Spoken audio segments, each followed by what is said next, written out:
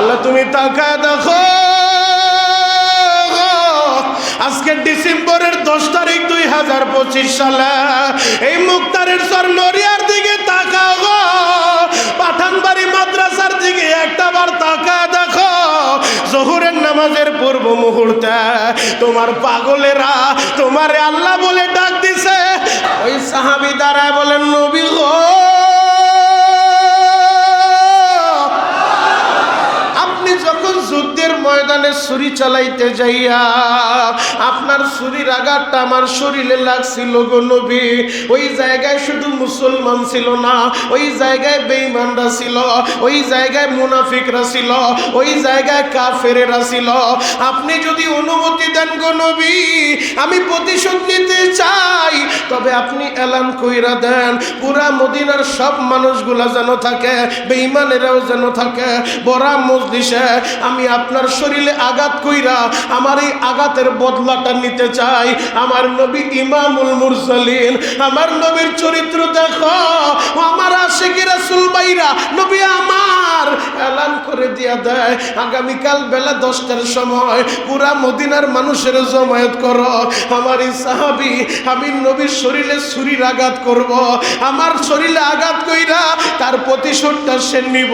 এই কথাটা যখন বলে দেয় মদিনার সাহাবীরা চোখের পানি জড়ায়। হায় হায়, নবীর সাহাবী হয়ে নবীরে আঘাত করব, নবীর সাহাবী হয়ে কেমনে আঘাত করব। মুনাফিকরা অট্ট হাসি হাসে, মুনাফিকরা বলে দেখছো নবীর ছাত্র হয়ে নবীরে আঘাত করব, সবাই দেখার লাইগা পরদিন জমা হয়ে যাবে বাবা। এই দিক দিয়ে রাতের অন্ধকারে হযরত ওমর ঘুমাইতে পারে না। ওমর কেমনে ঘুমাবে? আজকে যদি কোনো বেঈমানের বাচ্চা আমার নবীরে আঘাত করতে চাইতো, আমি ওর কল্লাটা উড়ে দিতাম, কিন্তু নবীর সাহাবী হইয়া নবীরে আঘাত করতে চায়, আমি এখন কি করব? ওমর রাতের অন্ধকারে দৌড় মাইরা ওই সাহাবীর ঘরের দরজার সামনে চইলা যায়, দরজার ভিতরে নক করছে, রাতের অন্ধকারে দরজাটা খুইলা দিয়া তাকায় দেখে হযরত ওমর দাঁড়ায় গেছে। ওমর বলে, নবীর সাহাবী আমি ওমর জীবনে কারোর সামনে মাথাটা নত করি নাই, আমি ওমর খত্তবের বেটা, আমি ওমর তোমার হাতটা ধরলাম রে ভাই, এই যে আমার পিঠটা পাইতা দিলাম, আমি তোমার কাছে নত স্বীকার করলাম, তুমি কত আঘাত করতে চাও, আমি ওমরের পিঠের ভিতরে আঘাত করো, আমার নবীরে মাইরো না, আমার নবীরে মাইরো না। এই মানুষটা অনেক কষ্ট করছে, আমার নবী অসুস্থ শরীরে, তুমি আঘাত কইরো না, কইরো না। তুমি যদি আঘাত করো মদিনার মুনাফিকগুলা, মদিনার বেঈমানগুলা এরা অট্ট হাসি হাসবো, আমরা কেমনে মুখ দেখাবো? নবীর ছাত্র হইয়া, নবীর সাহাবী হইয়া নবীরে আঘাত করছে, আমরা মুখ দেখাইতে পারবো না। আমি ওমর পিঠটা পাইতা দিলাম, এই রাতের অন্ধকারের রুমের ভিতরে তুমি কত আঘাত করতে চাও, আমি কোনো প্রতিবাদ করব না, আমারে তুমি মারো। ওই সাহাবী বলে, ওমর আপনি যে আমার সাথে সমঝোতা করতে আইছেন, আমার নবী কি জানেনি? বলে, না নবী জানে না। তাহলে কিন্তু নবীরে বলে দিব। এই কথাটা যখন বলছে, ওমর বলে, বাইরে নবীরে বলিস না, নবী তাহলে কষ্ট পাবে। ওমর ঘর থেকে বের হইয়া আবু বকরের হাতটা ধরছে, ও আবু বকর, আমি ওমর গরম মানুষ, আমি তারে বুঝাইতে চাইছি, সে তো বুঝতে চায় না। আবু বকর, আমার গরম মেজাজ আবার কি বলে ফেলি, তুমি একটু যাও তারে বুঝাও, সে যেন আগামীকালকে আমার নবীর আঘাত না করে, আমার নবীরে যেন অপমান না করে। আবু বকর, তুমি একটু তারে বুঝাও। হযরত আবু বকর ঘরের ভিতরে যাইয়া সাহাবীর হাতটা জড়ায় ধরছে আর বলে, নবীর সাহাবী,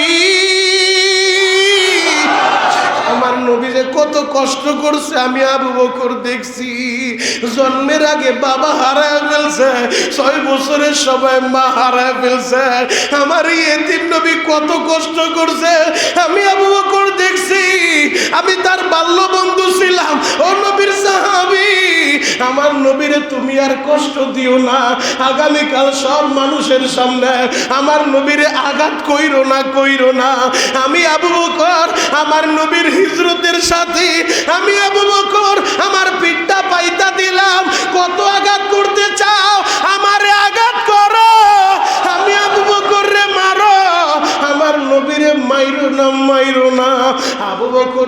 যাইতে চায় বাবা, ওই সাহাবী বুঝতে চায় না। আবু বকর ঘর থেকে বের হয়ে যায়, হযরত উসমান আয়েশা বুঝায়, কারো বসে নেয় না। সে বলে আগামীকাল বেলা 10টার সময় পুরা মদিনার মানুষের সামনে আমি নবীর শরীরে আঘাত কইরা আমি আমার আঘাতের বদলাটা নিব।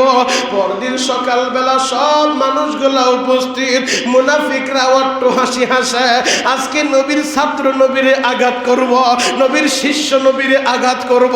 তারা অট্ট হাসি হাসে, আর মুসলমানরা দাঁড়ায় দাঁড়ায় কান্দে, হায় হায় কি হয়ে গেল, আমরা কিছু বলতেও পারতেছি না। নবী যেহেতু অনুমতি দিছে, নবীর সাহাবী হয়ে নবীরে মানব। সব সাহাবী দাঁড়ায় দাঁড়ায় কান্দে।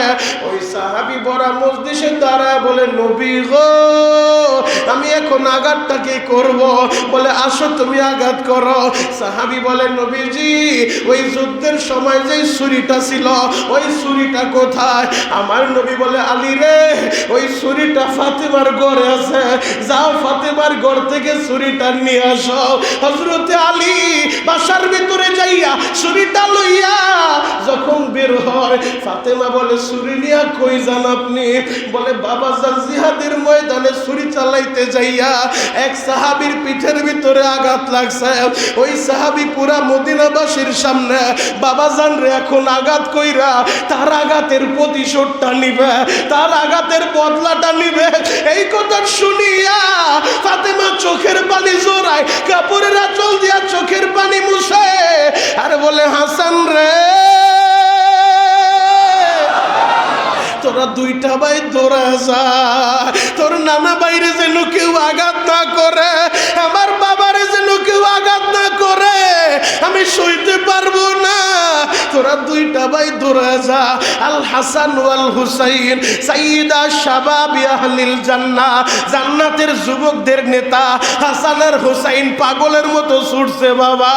হাসান হুসাইন যাইয়া দুইটা ভাই পিঠটা পাতিয়া দিছে, ও নানার সাহাবী, আমার নানারে মাইরো না, মাইরো না, তুমি কত আঘাত করতে চাও, আমাদের দুই ভাইকে মারো, আমরা দুই ভাই পিঠ পাতিয়া দিলাম, আমার নানারে মাইরো না, আমার নানারে মারলে আমার মা বাঁচবে না, বাঁচবে না, আমার মা দুঃখিনী, ঘরের ভিতরে বৈশা কান্দে, আমাদের দুই ভাইরে পাঠা দিছে, আমার নানারে তুমি মাইরো না।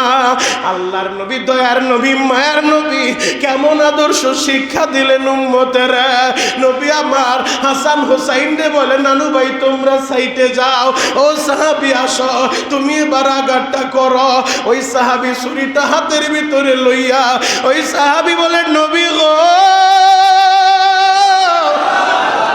আপনি যখন জিহাদের ময়দানে ছুরি চালাইতে যাইয়া আমার পিঠের ভিতরে যে আঘাত লাগছে, নবী গো, দুর্ভিক্ষের কারণে তখন আমার পিঠের ভিতরে কাপড় ছিল না, আমার শরীরটা ছিল উদাম, আপনার শরীরে তো কাপড় আছে, আপনার পিঠের চাদরটা একটু সরান, শরীরটা উদাম করেন, আমি উদাম শরীরে আঘাত করব। যেহেতু আমার শরীরে পোশাক ছিল না, আপনার পিঠেও পোশাক থাকবে না। আমার নবী বলে, সাহাবী তুমি আঘাত করবা, এই বড় মজলিসে মানুষের সামনে আমার পিঠের কাপড়টা না সরাইলে কি হয় না? ওই সাহাবী বলেন, না গো নবী না, আমার পিঠে কাপড় ছিল না, আপনার পিঠেও থাকবে না, আপনার পিঠ থেকে আপনি চাদরটা সরান। এই কথাটা যখন বলছে বাবা, হযরত ওমর আর সহ্য করতে পারে না, হযরত ওমর দাঁড়া দাঁড়া কান্দে, কিছুই বলতে পারতেছে না। নবী আমার বড় মজলিসে সব মানুষের সামনে তার পিঠ থেকে যখন চাদরটা সরায় দিছে, ওই সাহাবী ছুরিটা হাতের ভিতরে লইছে, আমার নবীর আঘাত করব, নবীর শরীরে আঘাত করব, ছুরিটা ফালায়া দিয়া একটা চিৎকার মাইরা, ইয়া রাসূলুল্লাহ, ইয়া হাবিবাল্লাহ বইলা নবীজিরে জড়ায় ধরছে, নবীজিরে জড়ায় ধরছে। আশিকে রাসূল ভাইরা রে, আমার নবীর দুই গারের মাঝখানে মোহরে নবুয়তের চিহ্ন ছিল, কবুতরের ডিমের মতো। এই দুই গারের মাঝখানে ওই সাহাবী নবীজিরে জড়ায় ধইরা ওই মোহরে নবুয়তের ভিতরে চুমু খাওয়া শুরু করছে, চুমু খাওয়া শুরু করছে। সাহাবী কান্দে আর বলে, নবী গো, আপনি কিভাবে ভাবলেন গো নবী আমি সাহাবী হইয়া আমি আপনারে আঘাত করব নবী? আমি তো আশঙ্কা ছিলাম আমি জান্নাতে যাইতে পারবো কিনা, এখন আমার আশঙ্কা নাই। আমার এই ঠোঁট দুইটা আপনার মোহরে নবুয়তে লাগাইছি, আমি আপনারে জড়ায় ধরছি। যেই ঠোঁট দুইটা মোহরে নবুয়ত স্পর্শ করছে এই ঠোঁট জাহান্নামের আগুনে যাবে না, যাবে না। নবী গো আপনি যেহেতু সুযোগ দিয়েছেন, আপনি বলছেন আল মুসলিমু মান সালিম আল মুসলিমুনা মিন লিসানিহি ওয়া ইয়াদিহি, প্রকৃত মুসলমান তো সে যার জবান দিয়েও কাউরে কষ্ট দেয় না, যার হাত দিয়েও কাউরে কষ্ট দেয় না। আমি এই সুযোগটা পাইয়া আমি অভিনয় কইরা আমার এই ঠোঁট দুইটা ওই মোহরে নবুয়তে লাগাইলাম গো নবী, ওই মোহরে নবুয়তটা চুমু খাইলাম। আপনি আমারে মাফ করে দেন গো নবী। ও আমার আশিক রাসূল ভাইরা, আমার দাড়ি পাকা বাবাজিরা, দিলের কানটা লাগাইয়া কথাগুলা শুনবা। আশিক কয়জন আছে প্রমাণ হয়ে যাবে। নবীর মোহাব্বতে বইরা চোখের পানিগুলা জড়াইতে থাকেন। মনটা কি চায় না মরার আগে একবার আমার নবীর রওজাটা দেখবেন? মনটাই কি চায় না নবীর রওজার সামনে দাঁড়ায় আমার নবীর একটা সালাম দিবেন? আসসালাতু আসসালামু আলাইকা ইয়া রাসূলুল্লাহ, আসসালামু আলাইকা ইয়া হাবিবাল্লাহ। মনটাই কি চায় না বাবা ওই মদিনায় যাইতে? টাকা লাগে না, টাকা লাগে না, কপাল লাগে কপাল। এখন চোখের পানি দিয়া আমার আল্লাহরে বুঝায় বলবেন মালিক রে আমি বেশি কিছু চাই না, আমি মরার আগে তোমার নবীর রওজাটা দেখতে চাই রে আল্লাহ। আমি মরার আগে তোমার নবীর রওজার পারে দাঁড়াইয়া তোমার নবীর একটা সালাম দিতে চাই রে আল্লাহ।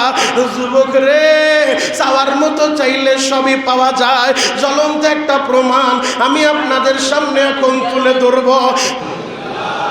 সমস্ত প্রশংসার মালিককে একসাথে বলেন মসজিদে আসার তৌফিক দিয়েছেন কে? দোয়ার মজলিসে উপস্থিত করেছেন কে? যাইবার তৌফিক দিবেন কে? কেউ যেটা পারে না সেটা পারে কে? কেউ যেটা দেখে না সেটা দেখে কে? কেউ যেটা শুনে না সেটা শুনে কে? ওই আল্লাহর প্রশংসা কণ্ঠের সর্বোচ্চ আওয়াজ দিয়ে একবার কালিমাতুশ শুকর আদায় করে আলহামদুলিল্লাহ। আজকে পবিত্র ফাতিহা মজলিসে যে মহান মালিক আপনাকে আমাকে নিয়ে এসেছেন, ঠিক একই সময়ে একই মুহূর্তে বাংলাদেশের বিভিন্ন হসপিটালগুলোর ভিতরে আল্লাহ পাকের অনেক বান্দাবান্দি মৃত্যুর শয্যায় শায়িত। কথা বলেন ঠিক কিনা? তা আল্লাহ আপনাকে আমাকে হসপিটালের বেডে শোয়ায় রাখে নাই।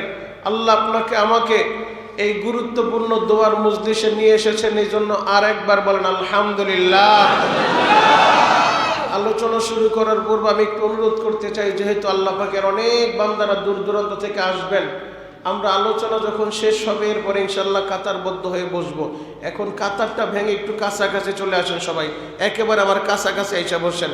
আল্লাহ পাকের যে বান্দারা আসবে তারা যেন বসে আলোচনা শেষ করবে, এরপরে নামাজের সময় ইনশাল্লাহ আমরা কাতারবদ্ধ হবো। মাশাআল্লাহ, একেবারে কাছাকাছি চলে আসেন। আল্লাহু আকবার বলেন তো, আরো জোরে বলেন আল্লাহু আকবার। এবার বলেন সর্বময় ক্ষমতার মালিক কে? ওই আল্লাহ আছে না নাই? আরো জোরে বলেন আছে না নাই? আল্লাহ পাক রব্বুল আলামিন আমাদেরকে বড় ভালোবাসেন, বড় পছন্দ করেন।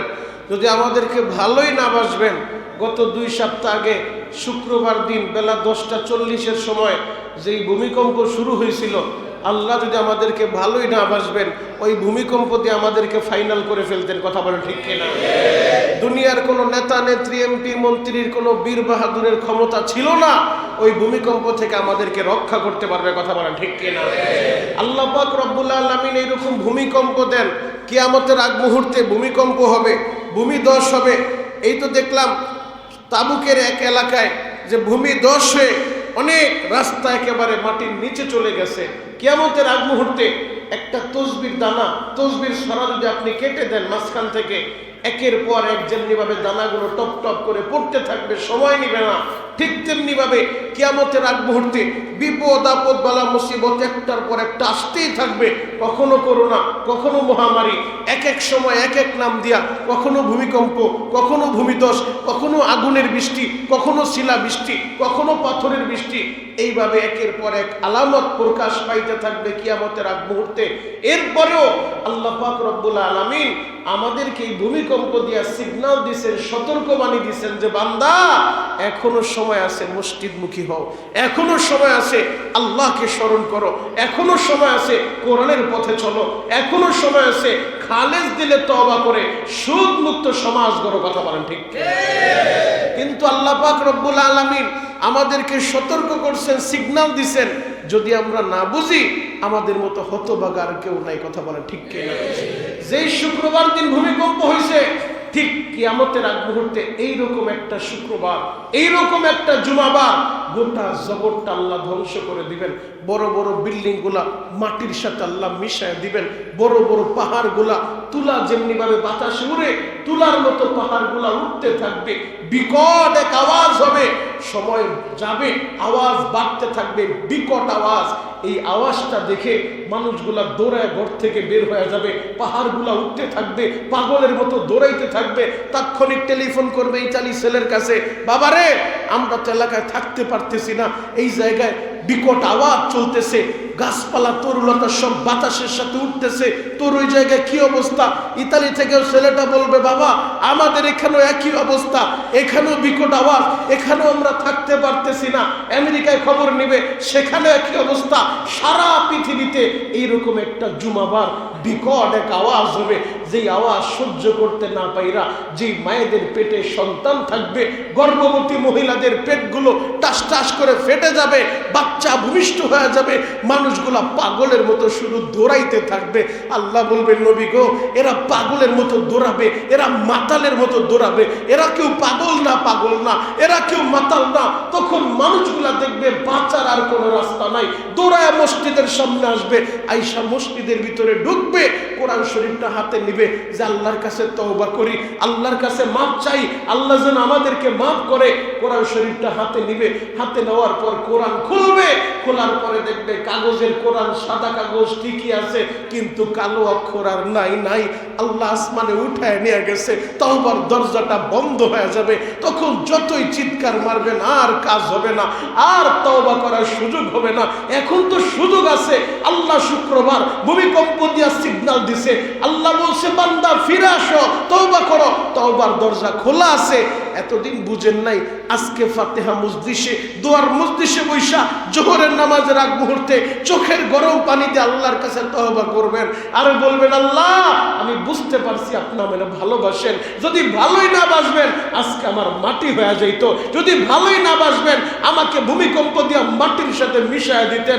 যেহেতু আপনি আমাকে ভূমিকম্প দিয়া মাটির সাথে মিশান নাই, আমারে ট্রাকের নিচে ফালায়া দুনিয়া থেকে বিদায় করে দেন নাই, আমারে আগুনে পোড়ায়া দুনিয়া থেকে বিদায় করে দেন নাই, আমারে পানিতে চুবায়া দুনিয়া থেকে বিদায় করে দেন নাই। আমি বুঝতে পারছি আপনি আমাকে ভালোবাসেন, আমিও মসজিদের ভিতরে বৈশা খালেস দিলে তওবা করলাম, আর গুনাহ করব না, নামাজ ছেড়ে দিব না, আপনি আমাদের সবাইকে মাফ করেন। চিৎকার মেরে বলেন আমিন, আরো জোরে বলেন আমিন।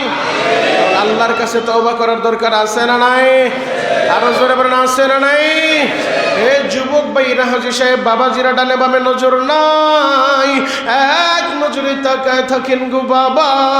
দয়ার নবী, মায়ের নবী, উম্মতের দরদি নবী, যেই নবীর সামনে পিছনে কোনো গুনাহ নাই, যিনি ইমামুল মুরসালিন, যিনি খাতামুন নবীন, যিনি দুজাহানের বাদশাহ, দুজাহানের বাদশাহ হইয়া নবী আমার প্রতিদিন 100 বার তওবা করে, আর এক হাদিসের ভিতরে আছে 70 বার তওবা করে। নবীর আগেও গুনাহ নাই, পরেও গুনাহ নাই, এরপরও নবী কেন তওবা করে বাবা? এরপরও নবী কেন 100 বার ইস্তেগফার করে? কেন করছে জানো নি? এই উম্মতের শিক্ষা দেওয়ার জন্য। উম্মত ভুল হইছে, অন্যায় হইছে, আল্লাহর কাছে ফিরে আসো, আল্লাহর কাছে সারেন্ডার করো, আল্লাহর কাছে খালেস দিলে তওবা করো। যদি তওবার মতো তওবা করতে পারো, আমার আল্লাহ শুধু গুনাহগুলো মাফ করবে না, সাইয়্যাতিহিম হাসানাত, যেই পরিমাণ গুনাহ করছি গুনাহগুলো নেক দিয়া বদলায়া দিব। আর আরো জোরে বলে। কোরআনের ভাষা আল্লাহ বলে সাইয়্যাতিহিম হাসানাত, খালেস দিলে যারা তওবা করবে আল্লাহ পাক রব্বুল আলামিন তাদেরকে শুধু মাফ করবে না, যেই পরিমাণ গুনাহ তাদের আমলনামায় ছিল সমপরিমাণ নেক দিয়া আল্লাহ গুনাহটারে পরিবর্তন করে দিবে। আল্লাহু আকবার। তাহলে আল্লাহর কাছে তওবা করার দরকার আছে না নাই? আরো জোরে বললাম আছে না নাই? আজকের এই মাহফিলে যারা এসেছেন, আজকের এই দোয়ার মজলিসে যারা এসেছেন, অধিকাংশ মানুষ এই মসজিদের পাশে গোরস্থানের ভিতরে অনেকের বাবা শুয়ে আছে, অনেকের মা শুয়ে আছে, অনেকের দাদা শুয়ে আছে, অনেকের দাদি শুয়ে আছে, অনেকের জোরের ভাইটা শুয়ে আছে, অনেকের বন্ধুটা শুয়ে আছে। একসাথে কত খেলাধুলা করছেন, কত গল্প গুজব করছেন। আজকে তাকায় দেখেন আপনার ডান পাশে বন্ধুটা নাই, বাম পাশে বন্ধুটা নাই। গত বছর এই জায়গায় দোয়ার মজলিসে এসেছিলাম, আলোচনা হয়েছে, ডানে বামে নজর করে দেখেন গত বছর মজলিসে যারা ছিল আজকে অনেকে দুনিয়ায় নাই। কথা বলা ঠিক কিনা? এর নামেই তো দুনিয়া বাপ। যে কোনো মুহূর্তে আপনিও চলে যাবেন, আমিও চলে যাব। গত 2 দিন আগে দেখলাম এক বক্তা ভাই বয়ান করতেছিল, বয়ান করা অবস্থায় দুনিয়া থেকে বিদায় নিয়ে চলে গেল। এর নামেই তো দুনিয়া। আমি গত মাস এই মাসের 2 তারিখে ঢাকা রায়েরবাগ এলাকায় বয়ান শেষ করে রাত 12:30টার সময় স্টেজ থেকে নামছি, সাথে সাথে এক ভাই টেলিফোন করছে আমার কালীগঞ্জ এলাকার। আমার টেলিফোন করে বলে, হুজুর আপনার মাদ্রাসার একজন শিক্ষক একটু নিচে আসতে বলেন, আমার ছেলেটা মারা গেছে, এই রাতেই তার জানাজাটা দিতে হবে। রাত বাজে 12:30। বাপ ফোন করে কাঁদে আর বলে, সন্তান মারা গেছে, সন্তানদের জানাজা দিতে হবে, একজন আলেম আসতে বলেন। যুবক রে, এর নামেই দুনিয়া। যে কোনো মুহূর্তে তুমিও চলে যাবে, যে কোনো মুহূর্তে আমিও চলে যাব। দুনিয়া আসার তো একটা সিরিয়াল আছে, আগে দাদা আসছে, এরপরে বাবা আসছে, এরপরে আমরা আসছি, কিন্তু যাওয়ার কোনো সিরিয়াল নাই। দেখা যায় দাদার কাঁধে নাতির লাশ, বাবার কাঁধে সন্তানের লাশ। কথা বলা ঠিক কিনা? এজন্যই কবরে যাওয়ার আগে খালেস দিল আল্লাহর কাছে তওবা করতে হবে, খাঁটি দিলে ইস্তেগফার করতে হবে। চোখের পানি ঝরা যদি আল্লাহকে আপনি বুঝায় বলতে পারেন, আল্লাহ আমি বড় পাপী, আমি বড় গুনাহগার, আল্লাহকে বুঝায় বলতে পারলে আমার আল্লাহ সব গুনাহ মাফ করে দিবে। চিৎকার মেরে বলেন আমিন। আরো জোরে বলেন আমিন। আমি যে আয়াতে কারিমা তেলাওয়াত করেছি, লাকাদ কানা লাকুম ফি রাসূলিল্লাহি উসওয়াতুন হাসানা, আল্লাহ পাক রব্বুল আলামিন বিশ্ব নবীর চরিত্রে চরিত্রবান হওয়ার জন্য আমাদেরকে বলছেন। যেই নবীর চরিত্র সুমহান চরিত্রের অধিকারী যিনি ছিলেন, আমাদের নবীটা এমন এক নবী, জন্ম থেকে মৃত্যু পর্যন্ত, দোলনা থেকে কবর পর্যন্ত সর্ব সেক্টরে আমাদের নবী তার আদর্শ এবং সুন্নত রেখে গেছেন। আল্লাহু আকবার। আমার নবী পবিত্র জবানে হাদিস বয়ান করে, আল মুসলিমু মান সালিমাল মুসলিমুনা মিন লিসানিহি ওয়া ইয়াদি। প্রকৃত মুসলমান তো সে যার জবান দিয়ে অন্য মানুষকে কষ্ট দেয় না, যার হাত দিয়ে অপর মুসলমানকে কষ্ট দেয় না। প্রকৃত মুসলমান তো সে। নবী আমার কেমন আদর্শ শিক্ষা দিয়ে গেলেন। ইন্তেকালের আগ মুহূর্তে আপনারা সবাই জানেন, 1 সপ্তাহ আগ থেকে নবীর শরীরে প্রচন্ড জ্বর ছিল। নবী আমার মসজিদে যাইয়া ইমামতি করতে পারে নাই, জামাতের সাথে নামাজ পড়তে পারে নাই। কেন জানেন? অসুস্থতার কারণে। নবী আমার দাঁড়াইতে পারে না, বিছানা থেকে উঠতে পারে না। এই অবস্থায় নবী আমার তার চাচাতো ভাই ফজলকে ডাক দিয়ে বলে, ফজল আমার একটু ধরিয়া মসজিদের বাহিরে নিয়ে যাও, আমার একটু ধরিয়া রুম থেকে বাহিরে নিয়ে যাও, মদিনার মানুষগুলার একটু ডাকো। একসাথে চলাফেরা করলাম, আমার হাত দিয়ে আবার কাউরে কষ্ট দিলাম নি, আমার জবান দিয়ে আবার কাউরে কষ্ট দিলাম নি। আমি নবী তাদের কাছে একটু ক্ষমাটা চাই নি। একবার শুধু চিন্তা করে দেখেন, ও আমার শরীয়তপুর নড়িয়ার বাবাজিরা, ও আমার মুক্তারের চরের বাবাজিরা, দিলের কানটা লাগা আমার কথাগুলো শুনেন। আরে যেই মানুষের জন্য গোটা জগৎ আল্লাহ সাজাইলো, যেই নবীর জন্য কুল কায়নাত আল্লাহ বানাইলো, যেই নবী দু জাহানের বাদশা, যেই নবী ইমামুল মুরসালিন, খাতামুন নবীন, সেই নবী বলে আমার হাত দিয়ে আবার কাউরে কষ্ট দিলাম নি, আমার জবান দিয়ে আবার কাউরে কষ্ট দিলাম নি। নবী আমার বলে, ফজল রে, গলা ফাটায় বলেন তো আল্লাহু আকবার। বাবা আল্লাহু আকবার যত জোরে বলবেন আপনার হার্টের রোগ হবে না, আপনার হার্ট আল্লাহ ভালো রাখবে। আল্লাহু আকবার। নবী আমার বলে, ফজল আমার একটু দরিয়া ঘরের বাহিরে নিয়ে যাও, মদিনার মানুষগুলোর একটু ডাকো, মদিনার মানুষগুলোর একটু ডাকো। একসাথে তাদের সাথে চললাম, 10টা বছর তাদের সাথে কাটাইলাম। আমার হাত দিয়ে আবার কাউরে কষ্ট দিলাম নি, আমার জবান দিয়া কাউরে কষ্ট দিলাম নি, আমার প্রতি তাদের কোনো দাবি আসেনি, আমি একটু তাদের কাছে ক্ষমাটা চায়া নেই। হযরতে ফজল আমার নবীর দইরা রুম থেকে বাহির করছে, মদিনার মানুষদেরকে ডাকছে, নবীর সাহাবীদেরকে ডাকছে, নবীর সাহাবীরা আসো। নবীর সাহাবীদের বড় মজলিসে নবী আমার বলে, আমার সাহাবীরা, প্রকৃত মুসলমান তো সে, আল মুসলিমু মান সালিমাল মুসলিমুনা মিন লিসানিহি ওয়া ইয়াদি, প্রকৃত মুসলমান তো সে যার জবান এবং হাত থেকে অপর মুসলমান নিরাপদ থাকে। আমার কোনো কথায়, আমার কোনো কাজে তোমরা আবার কষ্ট পাইছো নি, যদি কষ্ট পেয়ে থাকো আমারে তোমরা মাফ করে দাও। সব সাহাবী কান্দে আর বলে, নবী গো আপনি কি বলেন, আপনি আমাদেরকে কিভাবে কষ্ট দিলেন? আপনি তো আমাদেরকে কষ্ট দেন নাই, আর আমরা আপনাকে কিভাবে মাফ করব? আমরা তো আপনাকে মাফ করার সেই অধিকার রাখি না। আপনি ইমামুল মুরসালিন, আপনি খতামুন নবীন, আপনার সামনে পিছনে কোনো অন্যায় নাই, আমার আল্লাহ সব কবুল করে নিয়েছে, আপনি কেন আমাদের কাছে মাফ চাইবেন? হঠাৎ করে মজলিসের মাঝখান থেকে এক সাহাবী দাঁড়ায় গেছে। সাহাবী দাঁড়ায় বলে, ইয়া রাসূলুল্লাহ, ইয়া হাবিবাল্লাহ, নবীজি যদি আপনি অনুমতি দেন, জিহাদের ময়দানে আপনি ছুরি চালাইতে যায়, ছুরি ঘুরাইতে যায়, আপনার ছুরির একটা আঘাত আমার পিঠের ভিতরে লাগছে। যেহেতু আজকে আপনি সুযোগ দিচ্ছেন যে আমার কাছে দাবি থাকলে আমার দাবি তোমরা মাফ করে দাও, হাত দিয়ে কষ্ট দিলে মাফ করে দাও। নবীজি সুযোগ যেহেতু পাইছি, আপনি অনুমতি দিলে আমিও একটা ছুরির আঘাত আপনার পিঠের ভিতরে করতে চাই। এই কথাটা যখন বলছে, সব সাহাবী দাঁড়ায় চোখের পানি চাইরা দেয়। হায় হায়, নবীর সাহাবী হয়ে কি বলে!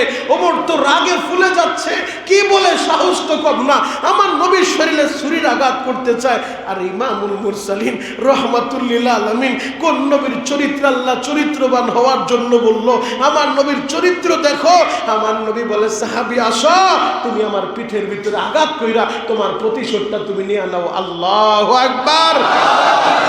ওই সাহাবী দাঁড়ায় বলেন, নবী গো, আপনি যখন যুদ্ধের ময়দানে ছুরি চালাইতে যাইয়া আপনার ছুরির আঘাতটা আমার শরীরে লাগছিল গো নবী, ওই জায়গায় শুধু মুসলমান ছিল না, ওই জায়গায় বেঈমানরা ছিল, ওই জায়গায় মুনাফিকরা ছিল, ওই জায়গায় কাফেরেরা ছিল। আপনি যদি অনুমতি দেন গো নবী, আমি প্রতিশোধ নিতে চাই, তবে আপনি এলান কইরা দেন, পুরা মদিনার সব মানুষগুলা যেন থাকে, বেঈমানেরাও যেন থাকে। বড় মজলিসে আমি আপনার শরীরে আঘাত কইরা আমার এই আঘাতের বদলাটা নিতে চাই। আমার নবী ইমামুল মুরসালিন, আমার নবীর চরিত্র দেখো। আমার আশিকি রাসূল ভাইরা, নবী আমার এলান করে দিয়া দেয়, আগামীকাল বেলা 10টার সময় পুরা মদিনার মানুষের জমায়েত করো। আমার এই সাহাবী, আমি নবীর শরীরে ছুরির আঘাত করব, আমার শরীরে আঘাত কইরা তার প্রতিশোধটা সে নিব। এই কথাটা যখন বলে দেয়, মদিনার সাহাবীরা চোখের পানি জড়ায়। হায় হায়, নবীর সাহাবী হয়ে নবীরে আঘাত করব, নবীর সাহাবী হয়ে কেমনে আঘাত করব? মুনাফিকরা অট্ট হাসি হাসে। মুনাফিকরা বলে, দেখছো নবীর ছাত্র হয়ে নবীরে আঘাত করব, সবাই দেখার লাইগা পরদিন জমা হয়ে যাবে বাবা। এই দিক দিয়ে রাতের অন্ধকারে হযরত ওমর ঘুমাইতে পারে না। ওমর কেমনে ঘুমাবে? আজকে যদি কোনো বেঈমানের বাচ্চা আমার নবীরে আঘাত করতে চাইতো, আমি ওর কল্লাটা উড়ে দিতাম, কিন্তু নবীর সাহাবী হইয়া নবীরে আঘাত করতে চায়, আমি এখন কি করব? ওমর রাতের অন্ধকারে দৌড় মাইরা ওই সাহাবীর ঘরের দরজার সামনে চইলা যায়, দরজার ভিতরে নক করছে, রাতের অন্ধকারে দরজাটা খুইলা দিয়া তাকায় দেখে হযরত ওমর দাঁড়ায় গেছে। ওমর বলে, নবীর সাহাবী, আমি ওমর জীবনে কারোর সামনে মাথাটা নত করি নাই, আমি ওমর খত্তবের বেটা, আমি ওমর তোমার হাতটা ধরলাম রে ভাই, এই যে আমার পিঠটা পাইতা দিলাম, আমি তোমার কাছে নত স্বীকার করলাম, তুমি কত আঘাত করতে চাও, আমি ওমরের পিঠের ভিতরে আঘাত করো, আমার নবীরে মাইরো না, আমার নবীরে মাইরো না। এই মানুষটা অনেক কষ্ট কষ্ট করছে, আমার নবী অসুস্থ শরীরে তুমি আঘাত কইরো না। তুমি যদি আঘাত করো, মদিনার মুনাফিকগুলা, মদিনার বেঈমানগুলা এরা অট্টহাসি হাসবো। আমরা কেমনে মুখ দেখাবো? নবীর ছাত্র হইয়া, নবীর সাহাবী হইয়া নবীর আঘাত করছে, আমরা মুখ দেখাইতে পারবো না। আমি ওমর পিঠটা পাইতা দিলাম। এই রাতের অন্ধকারের রুমের ভিতরে তুমি কত আঘাত করতে চাও, আমি কোনো প্রতিবাদ করব না, আমারে তুমি মারো। ওই সাহাবী বলে, ওমর আপনি যে আমার সাথে সমঝোতা করতে আইছেন, আমার নবী কি জানেনি? বলে না, নবী জানে না। তাহলে কিন্তু নবীরে বলে দিব। এই কথাটা যখন বলছে, ওমর বলে, বাইরে নবীরে বলিস না, নবী তাহলে কষ্ট পাবে। ওমর ঘর থেকে বের হইয়া আবু বকরের হাতটা ধরছে। ও আবু বকর, আমি ওমর গরম মানুষ, আমি তারে বুঝাইতে চাইছি, সে তো বুঝতে চায় না। আবু বকর, আমার গরম মেজাজ আবার কি বলে ফেলি, তুমি একটু যাও তারে বুঝাও, সে যেন আগামীকালকে আমার নবীর আঘাত না করে, আমার নবীর যেন অপমান না করে। আবু বকর, তুমি একটু তারে বুঝাও। হযরত আবু বকর ঘরের ভিতরে যাইয়া সাহাবীর হাতটা জড়ায় ধরছে আর বলে, নবীর সাহাবী, আমার নবী যে কত কষ্ট করছে আমি আবু বকর দেখছি। জন্মের আগে বাবা হারায় ফেলছে, 6 বছরের সবাই মা হারায় ফেলছে। আমার এতিম নবী কত কষ্ট করছে আমি আবু বকর দেখছি। আমি তার বাল্য বন্ধু ছিলাম। ও নবীর সাহাবী, আমার নবীরে তুমি আর কষ্ট দিও না। আগামীকাল সব মানুষের সামনে আমার নবীরে আঘাত কইরো না। আমি আবু বকর আমার নবীর হিজরতের সাথী, আমি আবু বকর আমার পিঠটা পাইতা দিলাম। কত আঘাত করতে চাও, আমারে আঘাত করো, আমি আবু বকর রে মারো, আমার নবীরে মাইরো না। আবু বকর বুঝাইতে চায় বাবা, ওই সাহাবী বুঝতে চায় না। আবু বকর ঘর থেকে বের হয়ে যায়। হযরত উসমান আইসা বুঝায়, কারো বসে নেয় না। সে বলে, আগামীকাল বেলা 10টার সময় পুরা মদিনার মানুষের সামনে আমি নবীর শরীরে আঘাত কইরা আমি আমার আঘাতের বদলাটা নিব। পরদিন সকালবেলা সব মানুষগুলা উপস্থিত, মুনাফিকরা অট্টহাসি হাসে। আজকে নবীর ছাত্র নবীরে আঘাত করব, নবীর শিষ্য নবীরে আঘাত করব, তারা অট্টহাসি হাসে। আর মুসলমানরা দাঁড়ায় দাঁড়ায় কান্দে, হায় হায় কি হয়ে গেল, আমরা কিছু বলতেও পারতেছি না। নবী যেহেতু অনুমতি দিছে, নবীর সাহাবী হয়ে নবীরে মানব। সব সাহাবী দাঁড়ায় দাঁড়ায় কান্দে। ওই সাহাবী বড় মজলিসে দাঁড়ায় বলে, নবী গো, আমি এখন আঘাতটা কি করব? বলে, আসো তুমি আঘাত করো। সাহাবী বলে, নবীজি ওই যুদ্ধের সময় যে ছুরিটা ছিল, ওই ছুরিটা কোথায়? আমার নবী বলে, আলী রে, ওই ছুরিটা ফাতেমার ঘরে আছে, যাও ফাতেমার ঘর থেকে ছুরিটা নিয়ে আসো। হযরতে আলী বাসার ভিতরে যাইয়া ছুরিটা লইয়া যখন বের হয়, ফাতেমা বলে, ছুরি নিয়া কই যান আপনি?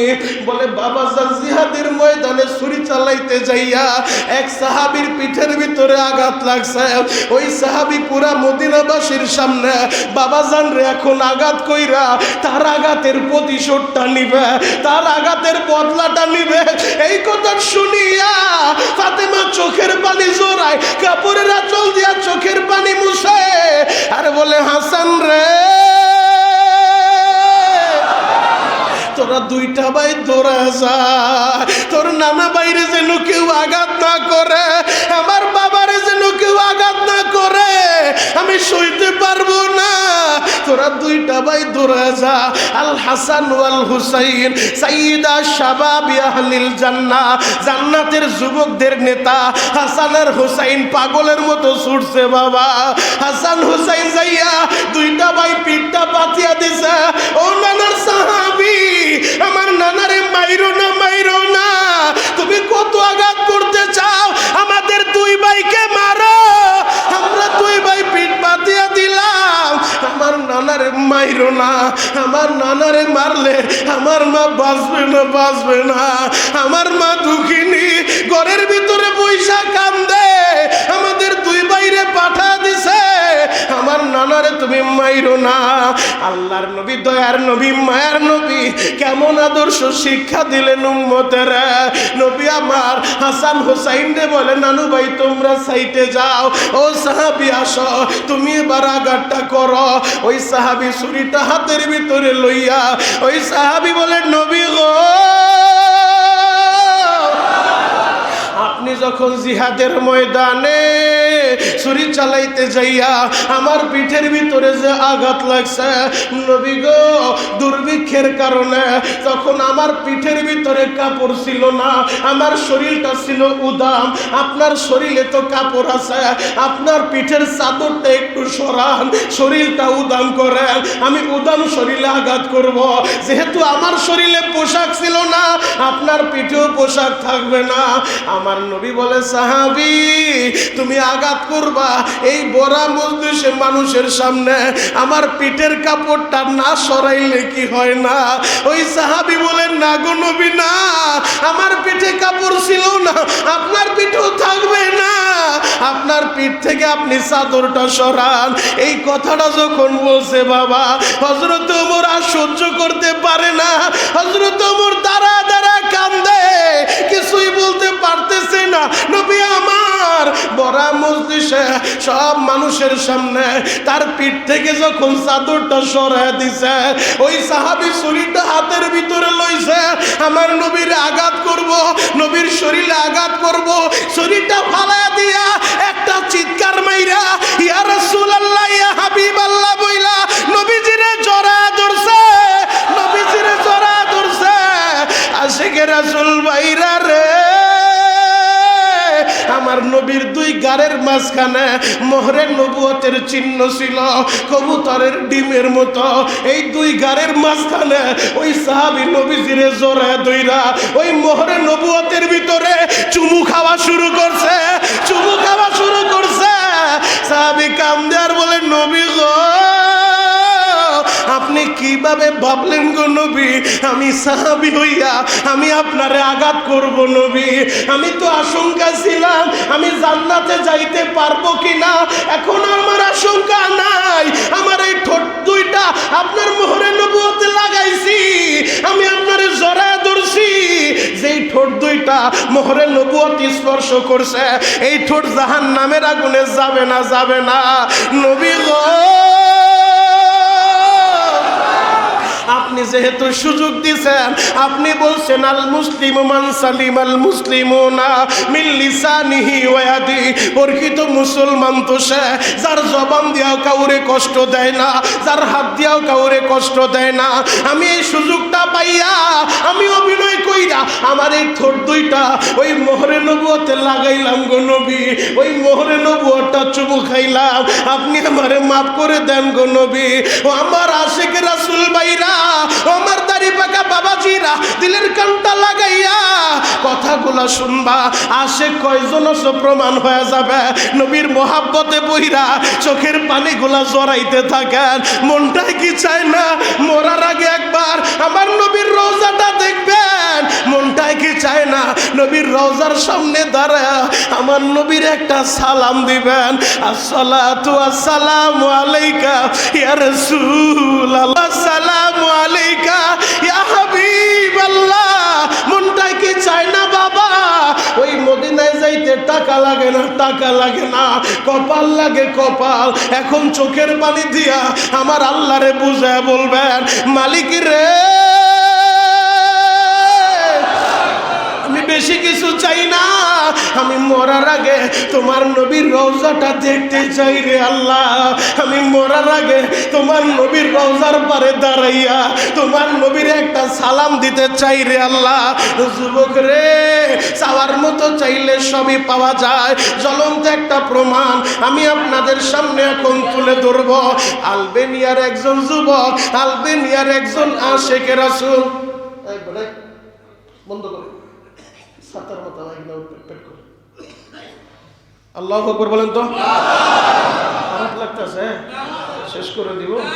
আবার দিলের কানটা লাগায় কথাগুলো শুনেন। আশেক কয়জন আছেন এখন প্রমাণ হয়ে যাবে। দিলের কানটা লাগায় শুধু আশেক দাবি করলে আশেক হওয়া যায় না। নবীর কথাটা শুই না, নবীর কষ্টের কথা শুই না, নবীর মুহাব্বতের কথা শুই না, কলিজা জ্বালায়া পোড়ায়া চোখের পানিগুলা জরে আল্লাহরে বলবেন, আল্লাহ আমি বেশি কিছু চাই না, যেই নবীর আমার মা বাবার চেয়েও বেশি ভালোবাসি, যেই নবীর আমার সন্তানের চেয়েও বেশি ভালোবাসি, যেই নবীর আমার কলিজার চেয়ে বেশি ভালোবাসি। মরার আগে একবার নবীরে স্বপ্নে দেখায়ও, মরার আগে একবার নবীর রওজাটা দেখায়ও। চিৎকার মেরে বলেন আমিন। আরো জোরে বলেন আমিন। আলবেনিয়ার আশেকে রাসূল, আলবেনিয়ার নবীর একজন আশেক, নবীরে কিভাবে ভালোবাসছে, কেমন কানেকশন ছিল আমার নবীর সাথে। যুবক রে, আলবেনিয়ার আশেক যখন নবীর রওজাটা জিয়ারত কইরা বের হইছে, হঠাৎ করে পুলিশেরা তারে খপ্পর মাইরা ধরছে, ধইরাই হাতে পায়ের ভিতরে রশি লাগায় ফেলছে। সৌদি শেখরা জিজ্ঞেস করে, রে ধরলা কেন, এ কি চোর? বলে না, চোর না, ডাকাত। ডাকাতও না, অবৈধ কাজ করছে তাও করে নাই। ওরে ধরলা কেন? বলে ওর বাড়ি এই দেশে না, ওর বাড়ি আলবেনিয়ায়, ওর ভিসা পাসপোর্ট নাই, ওর বৈধ কাগজপত্র নাই, অবৈধভাবে তোর এই দেশে রাখতে পারি না। এর আগে ওরে 5 বার ধরছি, ওরে যতবার ধরছি নবীর রওজার সামনে থেকেই ধরছি, এই জায়গা ছাড়া ওরে আর কোথাও পাই না। ওরে যখনই ধরি চোখের পলকে হারায় যায়, ওরে আমরা আর খুঁজা পাই না, কেমনে যেন হারায় যায়। এই জন্য 5 বার হারাইছি, এইবার আর হারাইতে চাই না। ওরে ধইরাই হাতে পায়ে রশি লাগাইছি যেন পালাইতে না পারে। সৌদি শেখরা জিজ্ঞেস করে, ও কোনো অপরাধ করলো না, চুরি করলো না, ডাকাতি করলো না, তাহলে হাতে পায়ে রশি লাগানোর দরকার কি? বলে আবার চোখের পলকে হারায় যাইতে পারে। 5 বার হারাইছি, আর হারাইতে চাই না। তবে যতবার হারাইছি ওরে রওজার সামনেই পাইছি, এই জায়গায় আসলে ওরে পাওয়া যায়। সৌদি শেখরা জিজ্ঞেস করে, এখন কি করবা? বলে ওরে এয়ারপোর্টে নিয়ে যাবো, এয়ারপোর্টে নিয়ে ওর দেশের বিমান উঠে ওর দেশে পাঠায় দিব। ওর ভিসা নাই, পাসপোর্ট নাই, ও অবৈধ, এইভাবে তো এই দেশে থাকা যাবে না, এই জন্য ওরে পাঠায় দিব। আলবেনিয়ার আশেক কারে বলে, আলবেনিয়ার আশেক দেখে আজকে আর ছুটার কোনো রাস্তা নাই, তখন বলে আমারে 2 রাকাত নামাজের সুযোগ দিবা? বলে ঠিক আছে, 2 রাকাত নামাজ পড়ো। আশেকে রাসূল 2 রাকাত নামাজ পড়া মদিনার সবুজ গম্বুজের দিকে তাকায়া, নবীর রওজার দিকে তাকায়া এক নজরে তাকায়া রইছে। ফেল ফেল করে চোখের পানিগুলা ছেড়ে দিছে, হাতের ইশারা দিয়ে বলেন, নবী গো, আপনার সাথে কি আমার এই চুক্তি ছিল? আপনার সাথে কি আমার এই কথাই ছিল? আমি আপনারে ভালোবাসি, আমার বাড়ি ঘর ছাড়ছি, আমি আপনারে ভালোবাসি, আমার মা বাবা ছাড়ছি, আমি আপনারে ভালোবাসি, আমার ব্যবসা ছাড়ছি। নবী গো, আমি আপনারে ভালোবাসা, আমি ঘরবাড়ি দেশ ছাড়িয়া সব কিছু ছাড়িয়া এই মদিনায় ছুটাইছি।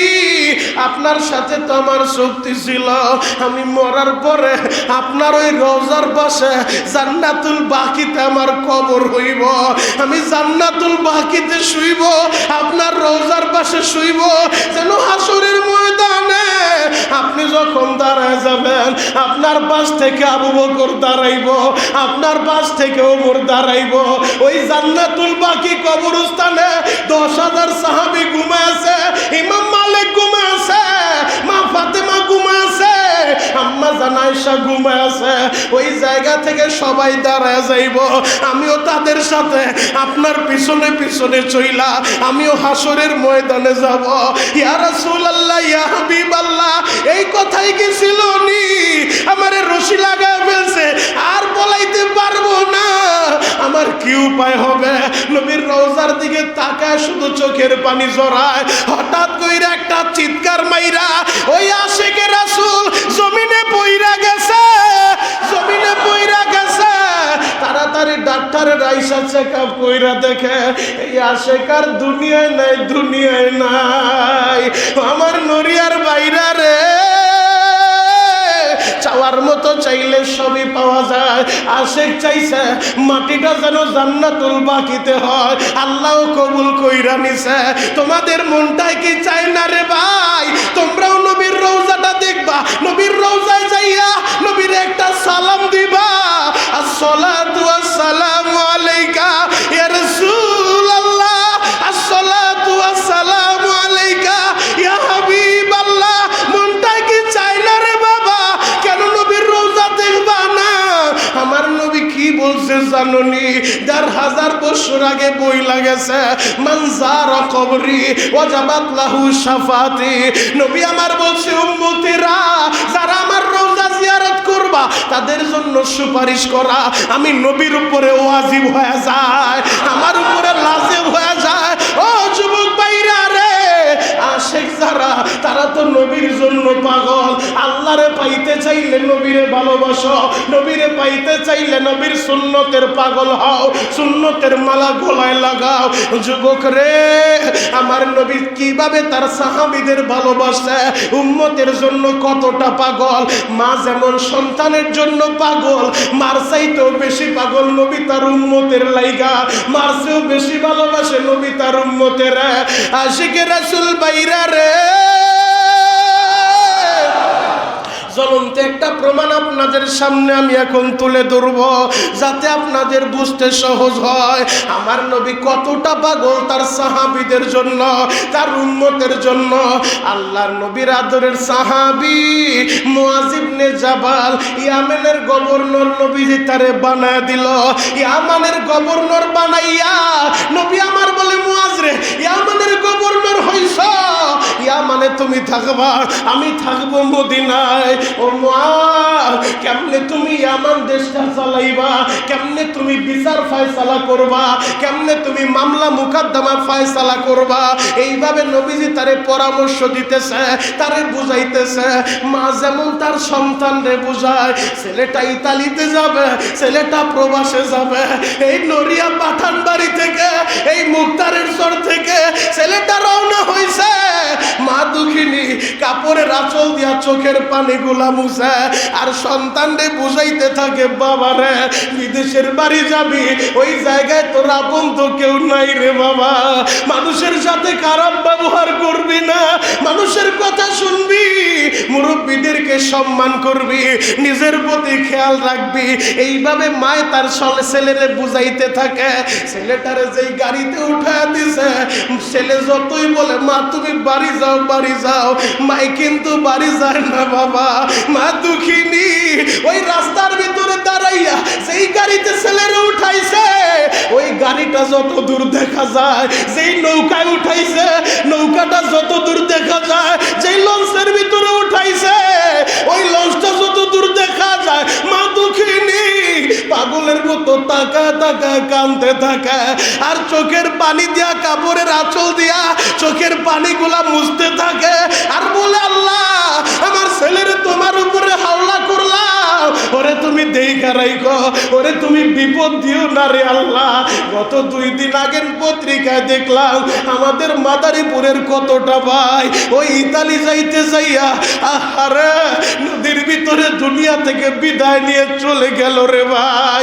ওই লিবিয়া দিয়া ইতালি যাবে, হঠাৎ কইরা দুর্ঘটনায় মাদারীপুরের শিবচরের কত মায়ের কোলটা খালি হয়ে গেল। আমার প্রবাসী ভাইরা রে,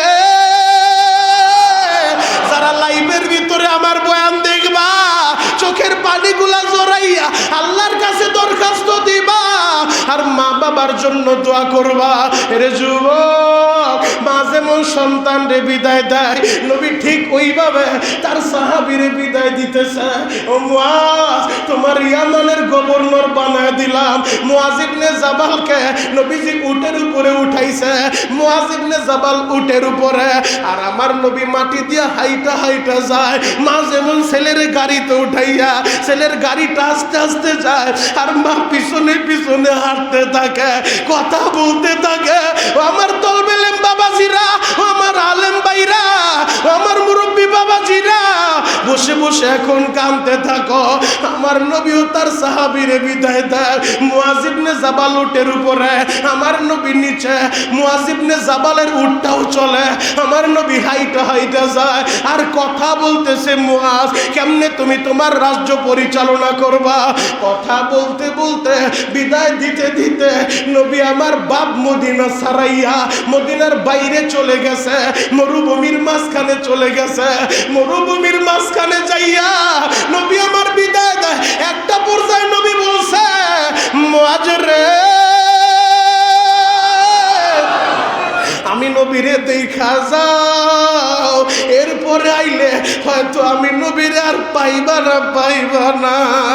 আমি তো অক্টোবরে উমরা থেকে আসছি, মদিনা থেকে আইছি রে ভাই। ওই মদিনায় যাওয়ার পর আমি আমার নবীর রওজাটা জিয়ারত কইরা যখন বের হইছি জান্নাতুল বাকিতে ঢুকবো জিয়ারতের জন্য, হঠাৎ করে মোমেন শাহী নান্দাইলের একটা যুবক আমার দেখা পাগলের মতো দৌড়ে আসছে, আবার হাতটা ধইরা বলে শরীয়তপুরি ভাই এমন কোনো দিন নাই আমি আপনার বয়ান শুনি না। এই যে আমার মোবাইলটা দেখেন, ইউটিউবে যতগুলো বয়ান ডাউনলোড দেওয়া শুধুমাত্র আপনার বয়ান। গতকাল রাত্রেও মালয়েশিয়ার এক প্রবাসী টেলিফোন করে কান্দে বাবার জন্য। এমন কোনো দিন নাই রে ভাই ওই প্রবাসী ছেলেরা আমি শরীয়তপুরের কাছে টেলিফোন করে না। এরা কেন করে জানো? শুধু একটু দোয়া চায় মার জন্য, বাবার জন্য। সব প্রবাসীরা টাকার মেশিন না। কিছু প্রবাসীর কষ্টের কথা শুনলে আপনারা সহ্য করতে পারবেন না রে বাবা। আমার যুবক বন্ধুরা, নান্দাইলের ছেলেটা বলে শরীয়তপুরি ভাই আমার বাবার জন্য হাত ওঠা একটু দোয়া করেন। আমি বললাম তোমার বাবার কি হয়েছে? বলে হুজুর আমি এমন হতভাগা, আমার বাড়ি নান্দাইল মোমেন শাহী, আমার বাবা ঋণ কইরা আমারে সৌদি পাঠাইছে। আমার বাবা আমারে বিদায় দেওয়ার লাইগা ওই ঢাকা এয়ারপোর্টে চলে আসছে। আমি যখন এয়ারপোর্টের ভিতরে ঢুকলাম, ইমিগ্রেশনে যাব, আমার বাবা দুঃখ মিয়া ওই বাহিরে দাঁড়াইয়া হাতটা নাড়া বলে বাবা রে আমার ভালোভাবে দেখা যা, এরপরে বিদেশ থেকে আইসা হয়তো আমারে আর পাবি না, আমারে আর পাবি না। আমি বুঝতে পারি নাই রে ভাই আমার বাবার কথাটা আমার আল্লাহ এইভাবে কবুল করছে। আমি সৌদি আসার 2 মাসের মাথায় হঠাৎ করে আমার কাছে টেলিফোন আইলো, আমার বাবা আর দুনিয়ায় নাই, আমি ঋণের বোঝা লয়ে আইছি, বৈধ কাগজটাও পাই নাই, আমি এখন কেমনে বাবারে মাটি দিতে যাব? আমি হতভাগা, আমার বাবারে মাটিটাও দিতে পারি নাই। এই নড়িয়ার কত প্রবাসী আছে ইতালি থাকার কারণে বাবারে শেষ মাটিটা দিতে পারে নাই। এই নড়িয়ার কত প্রবাসী আছে রে ভাই ওই প্রবাসে থাকার কারণে মা দুঃখিনীরে মাটিটা দিতে পারে নাই। এখন বসে বসে কাঁদতে থাকো। আমার নবী তেমনি ভাবে তার সাহাবীরে বিদায় দিতে যাইয়া মরুভূমির মাঝখানে যাইয়া নবী আমার হাতটা নাড়ায় বলে, ওরে মুআজ আমি নবীরে দেখা যাও, ভালোভাবে দেখা যাও, এরপরে তুমি মদিনায় আসবা, হয়তো মদিনায় আইসা আমি নবীরে আর পাইবা না, আমি নবীরে আর পাইবা না। এই কথাটা যখন বলছে মুআজ ইবনে জাবাল উটের উপরে, মুআজ ঘাটটা কুড়াইয়া আমার নবীর দিকে যখন তাকাইছে, দেখেন নবীর চোখ দিয়া পানি পড়ে, মুআজ আর সইতে পারে নাই, একটা চিৎকার মাইরা উটের উপর থেকে গড়াইয়া মরুভূমিতে পইরা গেছে, মরুভূমিতে পইরা গেছে। বালু মাখা শরীরটা লইয়া আমার নবীর দিকে দৌড় মারছে, নবীও হাতটা বাড়ায় দিছে, আইরে মুআজ আমি নবীর বুকে আয়। মুআজ ইবনে জাবাল নবীরে জড়ায় ধইরা মুআজ বলেন, নবী গো আপনি থাকবেন মদিনায়, আমি থাকবো ইয়ামানে, আমি পারবো না, আমি আপনারে ছাড়া থাকতে পারবো না। আমার নবী বলে, মুআজ রে যদিও তুমি থাকবা ইয়ামানে, আমি থাকবো মদিনায়, তবে তুমি আমার থেকে দূরে না, তুমিও আমার কাছে। মানা হাব্বা সুন্নতি ফাকাদ হাব্বানি, যদি আমার সুন্নত তোমার ভিতরে থাকে তুমি আমার কাছাকাছি। ও আমার নড়িয়ার ভাইরা, ও আমার মুক্তারের চরের ভাইরা, ও আমার শরীয়তপুরের বাবাজিরা, আপনার মনেও ব্যথা থাকতে পারে, হুজুর আমার বাড়ি বাংলাদেশে, এই নড়িয়াতে, মদিনা থেকে 6500 কিলোমিটার দূরে। আমারও তো মনটাই চায় আমিও মদিনায় থাকবো, আমারও তো মনটাই চায় বাড়ি যদি মক্কায় হইতো, মক্কায় মরলে জান্নাতুল মুআল্লায় আমার মাটি হইতো, মদিনায় মরলে জান্নাতুল বাকিতে আমার মাটি হইতো। আমি হতভাগা, মদিনা থেকে 6500 কিলোমিটার দূরে, আমি এখন এখন কেমন করব? এই ব্যথা যেন না থাকে। এই জন্যই নবী বলে গেছে, উম্মত বাড়ি তোমার যেই প্রান্তেই হোক, যদি আমার সুন্নত থাকে তুমি দূরে না তুমি আমার রওজার কাছাকাছি, রওজার কাছাকাছি। আর যদি মদিনায় থাইকাও নবীর দুশমন হও, তুমি রওজার কাছাকাছি না, মদিনা থেকে বহুত দূরে। ও আমার যুবক বন্ধুরা, বাবার কথাটা স্মরণ কইরা আজকের এই দুয়ার মাহফিল আইছেন। জোহরের নামাজের পূর্ব মুহূর্তে চোখের পানি জড়াইয়া চিৎকার মাইরা আল্লাহরে বুঝায় বলবেন, আল্লাহ আমার বাবারে মাইরো না। এই মসজিদের সামনে কবরে বাবাই ঘুমায় রইছে, মাই ঘুমায় রইছে রে আল্লাহ। অনেকের দাদাই ঘুমায় রইছে, অনেকের দাদি ঘুমায় রইছে। চোখের পানি দিয়ে এখন বলতে থাকবেন, আল্লাহ আমার মুরব্বীদের কবর জান্নাতের বাগান বানায় দাও। আরে যুবক, এই মোলপাড়া পাঠানবাড়ি মাদ্রাসায়, আমিও তো এই মাদ্রাসায় হুজুরের কাছে পড়ছি বাবা। এই মাদ্রাসায় এমন বহু এতিম আছে যার মনে ব্যথা মা নাই বাবা নাই। জ্বলন্ত একটা প্রমাণ দিয়া 2 মিনিট আলোচনা শেষ করব। শুধু চোখের পানি দেখতে চাই। এতিমের মনে কত জ্বালা জানো, আমার আল্লাহ ছাড়া কেউ জানে না। আমি গত মাসে জামালপুর মাহফিলে যাইয়া এই রাত্রেও তো সেই রংপুর থেকে আসছি বাবা। হুজুরের টেলিফোন পাইয়া রংপুর থেকে রাইতে 1টার সময় রওনা দিয়ে আসি। বাসায়ও যাইতে পারি নাই, ঘুমাইতেও পারি নাই। আমি তোমাদের পায়ে হাত রেখা বলে যাই, আমরা সারা বাংলাদেশে ঘুরি, বহুত এতিমের কারগুজারি আমাদের মেমোরিতে আছে রে বাবা। আমি গত মাসে জামালপুর এক মাদ্রাসায় মায়ানে গেলাম। বড় হুজুর মাইকের ভিতরে এলান করলো 9টা হাফেজের আমি পাগড়ি পরাইমু। একজন হাফেজের নাম বলে আমি তারে পাগড়িটা পেঁচায় দেই। বাবার নাম বললে হাজার হাজার মানুষের সামনে বাবা আসে, আমি তারে একটা পুরস্কারের প্যাকেট হাতে উঠায় দেই। 9 নাম্বার যে হাফেজের নাম ঘোষণা করলো, হাফেজ আবু রায়হান, নামটা বলতে দেরি, চিৎকারের আওয়াজ আইতে আর দেরি হয় নাই বাবা। পিছন দিক থেকে কান্না শুরু হয়ে গেছে। বড় হুজুর মাইকটা নিয়ে বলে, আবু রায়হানের অভিভাবক কেউ আসেননি, ওর পুরস্কারটা নিবেন কেউ আসেননি, থাকলে একটু সামনে আসেন। খোদার কসম করে বলি বাবা, হাজার হাজার মানুষের ভিতরে কেউ সামনে আসলো না। এই যে দেখো বাবারা মাহারা সন্তানগুলা কেমনে চিৎকার মাইরা কান্দে, হয়তো বাবার কথাটা মনে পড়ে গেছে।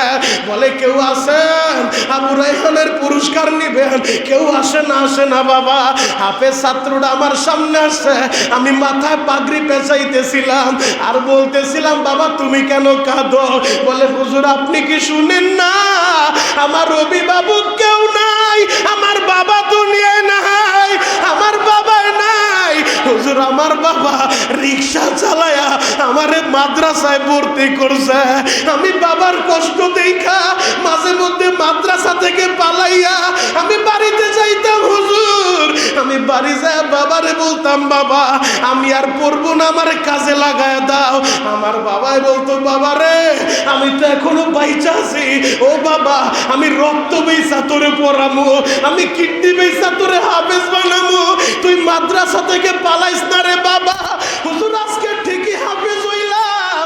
আমার বাবা 2 মাস আগে ওই কবরে চইলা গেছে, কবরে চইলা গেছে। ও আমার বাবারা বাইরা রে, ও আমার মাহারা বাইরা, আমি তোমাদের পায়ে হাত রেখা বলে যাই, চিৎকার মাইরা আল্লাহরে ডাক দাও না, আল্লাহ।